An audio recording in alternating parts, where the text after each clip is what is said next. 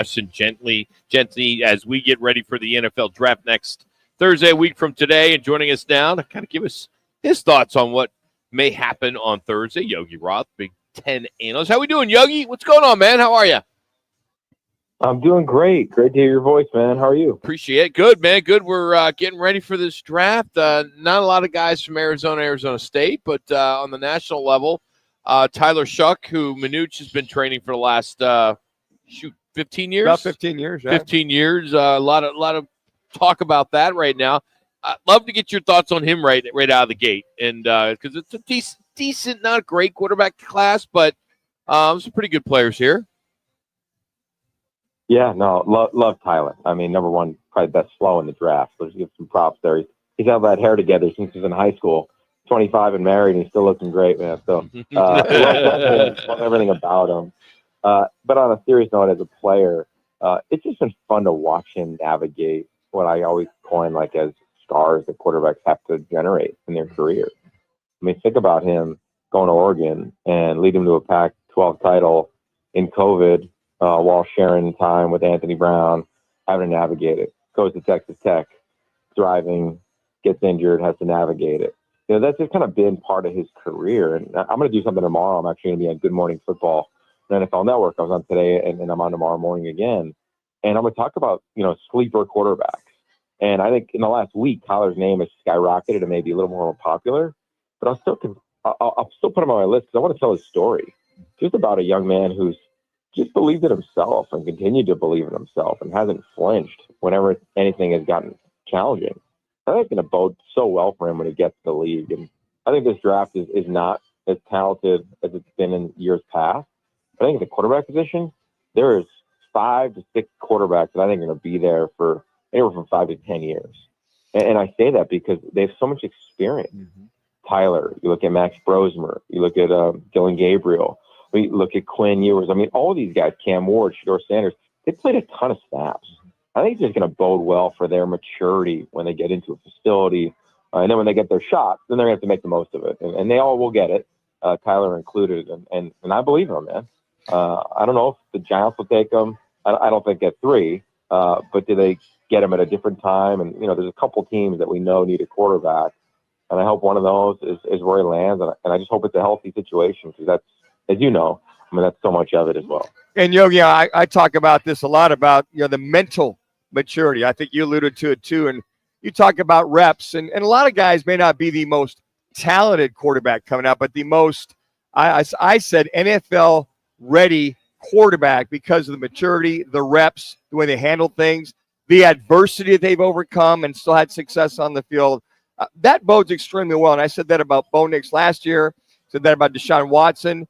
And a lot of the guys that I've seen NFL ready have come to fruition to be that potential starter on day one.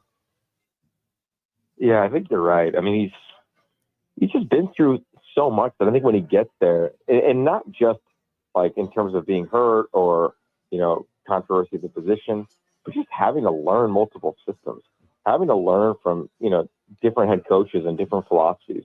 Heck, just how about the regions he's been in? From growing up where you guys are, to going to Eugene, to going to Lubbock, to finishing in Louisville. I mean, they're all so different.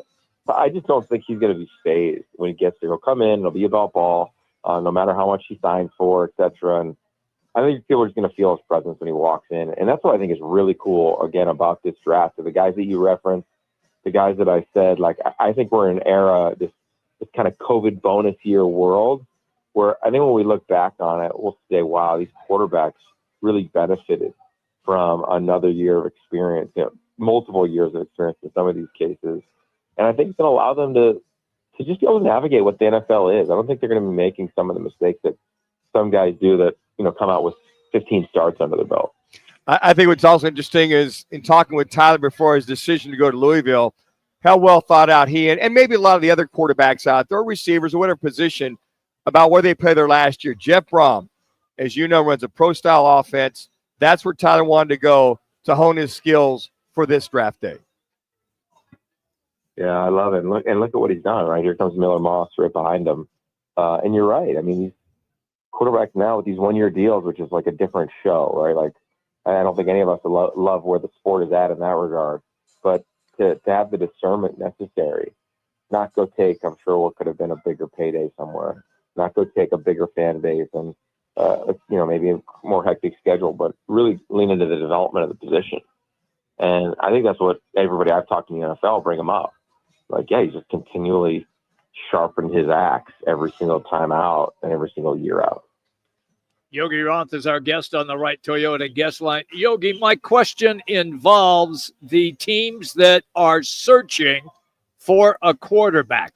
Maybe they just have, and I'll just use Pittsburgh as an example, and they're not sure that Aaron Rodgers is going to go there. So do they reach for a quarterback that maybe really isn't that guy that they should take that early in that round? So do you see teams, once again, reaching when they shouldn't? We had this conversation this morning too on Good Morning Football of, do you take best available or do you take need? And I think it's just such a nuanced conversation. Like to your point, like rarely do you need a quarterback and reach for it. Usually I think it's one or the other. It's like, all right, we need him. We've got the spot. Let's go draft, Bo Nix. Let's go draft Caleb Williams. I think there's certain instances where it's like, let's go get Michael Penix Jr. We have Kirk Cousins. We paid him a ton of money. And the thought process of Atlanta last year, if we recall, was we don't think we'll ever be in this position again to get a player like this. They make the move. A year later, Penix is a starter and Cousins seems to be on his way out. I think when we look at this year's draft, the thing I don't see is I don't see anybody, if I was a GM. About 3 minutes. 3 minutes. It's a lock. Like he's going to be a Pro Bowler for me. I just don't see it. And I love Cam Ward. I've got a no Shador Sanders. We just raved about Tyler and Dylan Gabriel and some of these other guys. I go get Tyler Warren. Like I'd go get Quinshon Judkins. Like I think there's just better overall players than when you look at your big board and to your question of like, do you go reach and get a guy? If you do, I think you go for one of the guys we referenced that are like really experienced and have an opportunity to be your starter. Like I think of like Will Levis years ago. Will Levis and a lot of those guys I just talked about at quarterback, like I don't know, Malik Willis and a lot of those guys that we just talked about. That to me is going to be the discernment, I think, of these GMs, because some of these places that need a quarterback are also, their seats are relatively warm. So what's going to get you there if you're not going to get a true difference maker, if somebody that you believe in will be that guy, then do you just give Mason Rudolph a better tool around him, or do you draft Will Howard, for instance, who somebody's going to get? He's going to be a steal. Same thing with Tyler. Same thing with Dylan Gabriel. Same thing with Max Rosen. Same thing, Jalen Milroe. Like, but I don't know if any of them are like, yeah, that's the guy. I'd be so curious to know how much in love some places are. And as we know, it only takes one. I hope it is for all their sakes. But if it was me, I'd try to just find the best available player right now. As long as I have an experienced quarterback, I think can navigate where we're at. Yeah, we got a couple minutes left. 2 minutes. Travis Hunter talking about if he can't play both positions, he's going to walk away from football. Now, we know these guys say things to put it out there, but I just find it so coincidental. A day later, both the Giants general manager and the Browns general manager today both have come out and said, hey, look, he's like an Ohtani. We'll look at him if we draft him to go both ways. He's good at each one, blah, blah, blah, blah. All of a sudden, they're coming out that if they do get him, they're kind of quasi-assuring him that he'd have that chance to go both ways. Just want to get your thoughts on how this all went down the last couple of days. Yeah, I think when I saw that, I was just like tongue in cheek, smirking. Like, if you get paid, 30, 40, 50 million in guaranteed money that he's going to get, like, I'm pretty sure he's going to do whatever is necessary to stay. I mean, the one thing that's true, and I've talked to the people that have interviewed him in front offices around the league, and they just said, like, he loves football. Yeah. Like, this is just this is his normal. Like, playing 1,200 snaps, like playing 140 snaps a game. Like, he doesn't know any different, and they love that. And I do believe that a coach's job and a franchise's job is to get the most out of your player and allow them to be themselves in totality within the confines of the franchise or the confines of the college program. And whoever gets him should do that for him. Because, I think everybody gets it. Like, he's not premium at either corner or at wideout, but he is premium as a football player, as a competitor. Like, I would continue to find ways where he could be the best version of him. Right? And maybe it ends up being one position and a handful of plays. Or maybe not. Maybe it's just specialty on both sides, and you're playing 40 snaps a game, and it's You guys can feel free to rep whenever. 25 and 15 pending the game and situation. But I wouldn't take away somebody's stinger that's that type of competitor before they walk in the building. He's Yogi Roth. Yogi, where will you be on draft day? I'm going to be at flag football practice with my 9 and 10-year-old team. So, Good. All for right. a little playoff run for us. And then I'll be heading to Eugene, doing a lot of spring ball Okay. with the Big Ten. I was just in Columbus, which was really fun, getting out to Ohio State and just being around Ryan Day and that culture again. I haven't followed them in the playoff. I'll go to Eugene. I'll go to Washington. And then it'll be off-season mode. And we'll do a little Elite 11. We'll go on a vacation. Come on back and see what Kenny Dillingham and Brent Brennan have stirred up for their program. Are they going to send you to UCLA since they just inked a brand new QB? I'm going there tomorrow. I'm taking our whole team. They've got it's really cool in LA. It's called Friday Night Lights. And some teams have replicated it around the country, but they try to give that high school feel. And they'll have 10,000 people at practice. They'll have food trucks. They got a DJ. They got Matt Barnes and his podcast with Kerry Champion. I'm assuming Nico Iamaleava is going to make an appearance. So we had Deshaun on this morning, Deshaun Foster on GMSB, and he was great, man. And I think he just wanted to kind of dispel the rumor of looks like doesn't have the resources for what it takes. And, he's got his staff, he's got his guys. So, yeah, I'm going to go check it out. I'll be curious to see how he navigates that position, right, that position room with the portal and when it closes and, how he's communicated to guys. And I'm sure he'll be asked that in his next media availability. So I can't wait to watch that. And then we'll try to get to CSC this weekend as well in practice. So trying to make the rounds as much as I can, man. Yogi, today, for some odd reason, I'm looking at week 0, Kansas State, Iowa State. Then I'm going into week 1 on the 30th of August, and Ohio State's hosting Texas. I mean, we're ready. Okay, yeah. So can we just step on the pedal and let's get to August?